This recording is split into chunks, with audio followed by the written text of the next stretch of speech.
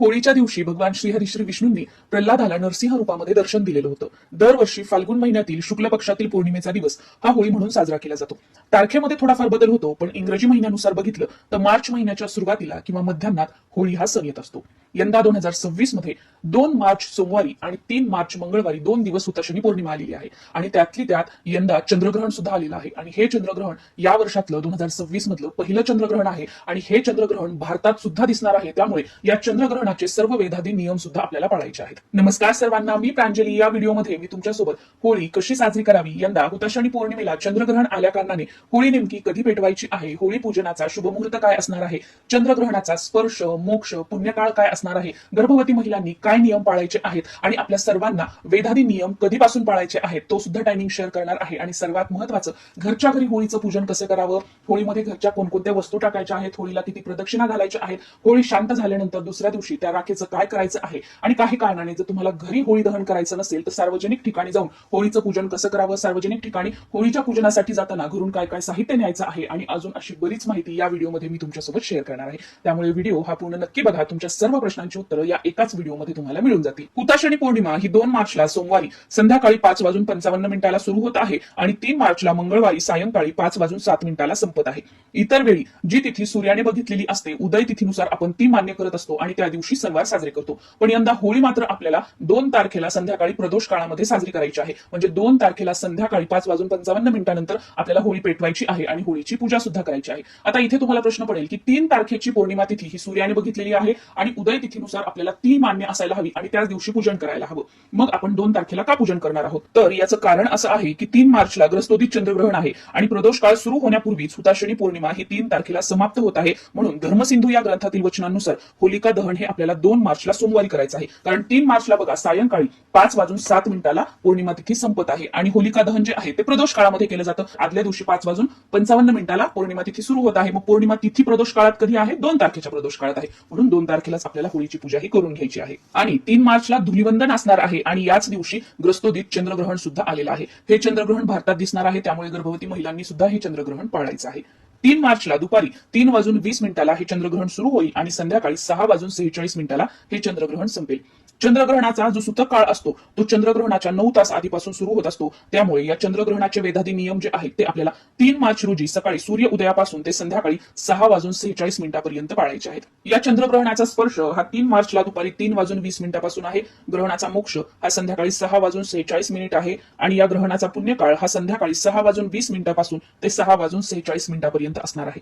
गर्भवती महिला, वृद्ध मंडळी आणि लहान मुलांनी 3 मार्चला सकाळी सूर्य उदयापासून हे वेधाधी नियम पाळण्याची गरज नाही. या सर्वांनी 3 मार्च रोजी सकाळी 11 ते संध्याकाळी 6:46 पर्यंत वेध पाळावेत. घरच्या घरी होळीचं पूजन करण्यासाठी होलिका दहन हे नेहमी आपल्या घराच्या बाहेर, गेटच्या बाहेर किंवा आपल्या घराच्या अंगणामध्ये होळी पेटवायची असते. होळी कधीही आपल्या घरामध्ये, बाल्कनीमध्ये किंवा तुमच्या घराच्या मागे जागा असेल तर तिथे पेटवायची नाही. होळी म्हणजे काय की चांगल्याचा वाईटावर विजय. आपल्या मागची जी ही काही इडापिडा, दुःख, दरिद्रता आहे, आपले जे सगळे ग्रहदोष आहेत ते सगळे होळीमध्ये जळून खाक व्हावेत यासाठी आपण होलिका दहन करत असतो. मग आपल्याच घरामध्ये, बाल्कनीमध्ये जर आपण होळी पेटवली तर आपल्या मागचे सगळे दोष जे आहेत ते आपण आपल्याच घरामध्ये जाळायचे का आणि याने अजून आपल्या मागच्या दोष, इडापिडा वाढवून घ्यायची का? तर असं अजिबात करायचं नाही. त्यामुळे मुख्य प्रवेशद्वाराच्या बाहेरच आपल्याला नेहमी होलिका दहन करायचं आहे, होळी पेटवायची आहे. जी मंडळी फ्लॅटमध्ये राहतात त्यांचं म्हणणं असतं की आमच्या फ्लॅटच्या बाहेर आम्हाला जागा नाहीये. तर अशी कशी जागा नाहीये? तुमच्या फ्लॅटच्या समोर पोर्च असतो ना, तुमच्या दरवाजाच्या समोरची जी जागा आहे तिथे तुम्ही होळी प्रज्वलित करू शकता. आता होळी प्रज्वलित करणं म्हणजे खूप मोठा अग्नी, खूप मोठ्या गोवऱ्या, एवढी मोठी होळी पेटवली म्हणजेच ती होळी आहे का? तर असं अजिबात नाहीये. घरच्या घरी होळी पेटवण्यासाठी फक्त 5, 7, 9 किंवा 11 गोवऱ्या आपण आणल्या आणि त्याने होळी पेटवली तरी सुद्धा चालू शकतं.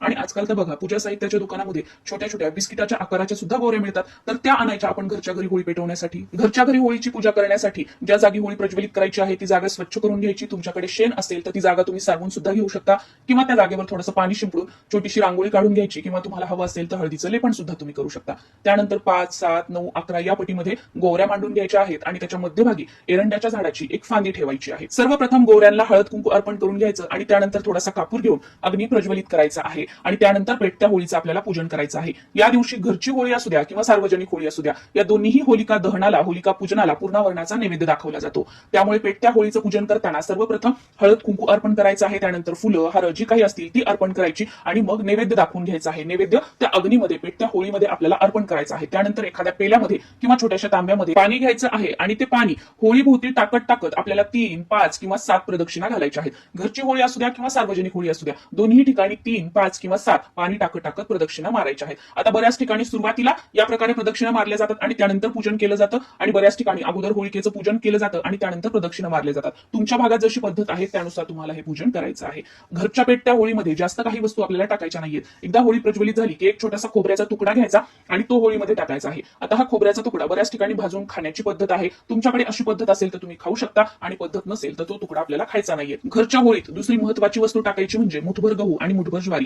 हे टाकल्याने वर्षभर आपल्या घरातील धान्यात भरभराट राहते असं म्हटलं जातं। अग्नी शांत झाल्यानंतर आपल्या उजव्या हातात थोडंसं दूध घ्यायचं आणि ते त्या होळीवर टाकायचं आहे, किंवा चमचाभर दूध घ्यायचं आणि ते त्या होळीवर टाकायचं आहे। आणि दुसऱ्या दिवशी ह्या होळीची जी राख आहे, भस्म जे आहे, ते डस्टबिन मध्ये वगैरे टाकायचं नाही। तुमच्या घराच्या आजूबाजूला कुठे वाहतं पाणी वगैरे असेल तर त्यामध्ये टाकून द्यायचं, किंवा घराच्या बाहेर जवळपास कुठे एखादं झाड वगैरे असेल तर त्या झाडाच्या बुंध्याशी ही राख आपण टाकून दिली तरी सुद्धा चालू शकतं। अशा प्रकारे साधी सोपी घरच्या घरी आपल्याला होळीची पूजा करायची आहे। आता सार्वजनिक होळीच्या ठिकाणी जाताना घरून आपल्याला हळद, कुंकू, फुलं, नैवेद्य आणि त्याचबरोबर पेलाभर पाणी किंवा छोटा तांब्याभर पाणी घेऊन जायचं आहे। इथेही सेम सर्वप्रथम हळद कुंकू अर्पण करून घ्यायचं, फुलं व्हायची, नैवेद्य दाखवायचा, 3, 5 किंवा 7 पाणी अर्पण करत करत प्रदक्षिणा घालून घ्यायच्या। आणि त्यानंतर ही सार्वजनिक होळी मोठी असते तर यामध्ये तुम्हाला छोटासा खोबऱ्याचा तुकडा टाकायचा असेल तर तोही तुम्ही टाकू शकता, पण या सार्वजनिक होळीमध्ये आपण अख्खं नारळ सुद्धा अर्पण करू शकतो। घरच्या होळीमध्ये अख्खं नारळ टाकायचं नाहीये, सार्वजनिक होळीमध्ये आपल्याला अख्खं नारळ दहन करायचं आहे। आता सार्वजनिक होळीमध्ये वेगवेगळ्या वस्तू वेगवेगळ्या समस्येसाठी दहन केल्या जातात। त्या सर्व वस्तू कोणत्या समस्येसाठी कोणती वस्तू लागणार आहे आणि कशा प्रकारे तो उपाय करायचा आहे हे मी तुम्हाला सांगते। त्यानुसारच जी तुम्हाला समस्या आहे ती वस्तू आणा आणि तीच वस्तू सार्वजनिक होळीमध्ये दहन करण्याचा प्रयत्न करा। घरच्या होळीमध्ये यातला एकही उपाय करू नका। जे 2 उपाय करायचे आहेत घरच्या होळीमध्ये ते मी तुम्हाला अगोदरच सांगितलेले आहेत। तर सर्वप्रथम तुमच्या घरामध्ये लग्नाचे मुलं मुली असतील, त्यांचा विवाह जमत नसेल, लग्न जमण्यासाठी काही अडचणी येत असतील तर अशा वेळेला 8 हळकुंड घ्यायचे आहेत। जो लग्नाचा मुलगा किंवा मुलगी आहे त्यांच्यावरून 7 वेळा उतरवून घ्यायचे आहेत आणि पेटत्या होळीमध्ये याचं दहन करायचं आहे। त्यानंतर सतत तुमच्या घरी कोणीतरी आजारी आहे किंवा तुम्ही स्वतः आजारी आहात आणि गोळ्या खाण्याचा कंटाळा आलेला आहे, कोणताच औषध उपचार तुम्हाला लागू होत नाहीये, तर अशा वेळेला एक छोटासा काळा कपडा घ्यायचा, त्याच्यामध्ये 5 कवड्या, 5 गोमती चक्र आणि ज्या ज्या तुम्हाला गोळ्या सुरू आहेत त्यातील एक एक गोळी त्या काळ्या कपड्यामध्ये टाकायची, काळ्या रंगाच्या दोऱ्यानेच गाठ बांधून घ्यायची किंवा त्या कपड्याने गाठ बांधायची आणि जी व्यक्ती आहे तिच्यावरून 7 वेळा उतरवून ही पोटली आपल्याला पेटत्या होळीमध्ये टाकायची आहे। त्यानंतर आपल्या घरात धनधान्यात भरभराट राहावी यासाठी मुठभर गहू, मुठभर ज्वारी घ्यायचं आणि हे पेटत्या होळीमध्ये टाकायचं आहे। त्यानंतर तुमचा उद्योगधंदा व्यवसाय असेल तर तो चांगला चालण्यासाठी, तुमच्या मुलांची नवऱ्याची नोकरीमध्ये प्रगती व्हावी यासाठी आणि कर्जमुक्तीसाठी 2 खाऊची पानं म्हणजे नागवेलीची पानं घ्यायची आहे, ती शुद्ध गायच्या तुपात भिजवून घ्यायची आणि ही पानं सार्वजनिक ठिकाणच्या पेटत्या होळीमध्ये आपल्याला टाकायची आहेत। त्यानंतर तुमच्या घरामध्ये वास्तुदोष असेल, घरामध्ये सतत भांडणं होतात, आजारपण आहे, घरात कोणालाच कोणत्याही कामामध्ये यश मिळत नाही, घरात अशांतता आहे, तर अशा वेळेला एक पाणीदार नारळ घ्यायचं आहे, आपल्या घराचं मुख्य प्रवेशद्वार उघडं ठेवायचं, 7 वेळा उतरवून घ्यायचं ते नारळ आपल्या घरावरून आणि त्यानंतर सार्वजनिक ठिकाणच्या पेटत्या होळीमध्ये आपल्याला हे टाकायचं आहे। तर यापैकी जी कोणती तुम्हाला समस्या असेल ती वस्तू आणा आणि या प्रकारे उतारा करून सार्वजनिक होळीमध्ये त्या वस्तूचं दहन करायचं आहे। पण यातील कोणताही उपाय तुम्ही करा तर तो उपाय करताना एक गोष्ट आवर्जून लक्षात ठेवायची आहे, ती म्हणजे की जेव्हा तुम्ही पूर्णपणे सार्वजनिक ठिकाणच्या होळीच्या ठिकाणी जाण्यासाठी तयार झालेले आहात तेव्हाच उतारा करून घ्यायचा। एकदा त्या वस्तूचा उतारा केला की ती वस्तू घेऊन घरामध्ये थांबायचं नाही, कोणाशीही बोलायचं नाहीये। घरातून एकदा उतारा केला की आपण सार्वजनिक होळीच्या ठिकाणी जायला निघालो की घरापासून तिथे जाईपर्यंत जाताना मागे वळून बघायचं नाही, कोणाशीही बोलायचं नाही किंवा रस्त्यामध्ये कुठे थांबायचं नाही, कोणाच्या घरी जायचं नाही। एकदा उतारा केला की घरातून डायरेक्ट होळीच्या ठिकाणी जायचं, होळीमध्ये त्या वस्तूचं दहन करायचं आणि तिथून डायरेक्ट आपल्या घरी यायचं आहे। येताना सुद्धा मागे वळून बघायचं नाही, कोणाशी बोलायचं नाही, कोणाच्या घरी जायचं नाही।